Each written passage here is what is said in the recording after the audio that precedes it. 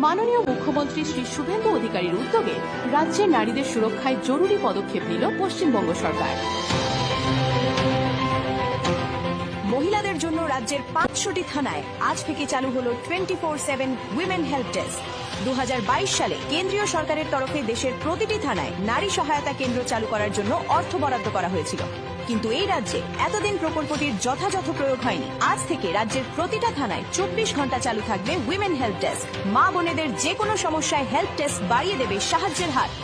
এই হেল্প ডেস্কের দায়িত্বে থাকবেন বিশেষভাবে প্রশিক্ষিত মহিলা পুলিশ কর্মীরাই, যাদের কাছে নিরাপদে, নির্ভয়ে, বন্ধুত্বপূর্ণ পরিবেশে নিজেদের সমস্যার কথা মন খুলে বলতে পারবেন মহিলারা। কেবলমাত্র জিডি বা এফআইআর নয়, গার্হস্থ্য হিংসা প্রতিরোধ, বিশেষজ্ঞদের দ্বারা আইনি সহায়তা, মানসিক স্বাস্থ্যের পরিচর্যা ও কাউন্সিলিং, আপৎকালীন চিকিৎসা সহায়তা, শিশু বিষয়ক সমস্যার সমাধান সহ যে কোনো আপৎকালীন পরিস্থিতিতে মিলবে তৎক্ষণাৎ সহযোগিতা। আমাদের লক্ষ্য মর্যাদা, সম্মান ও সহানুভূতির সঙ্গে প্রতিটা অভিযোগের দ্রুত নিষ্পত্তি।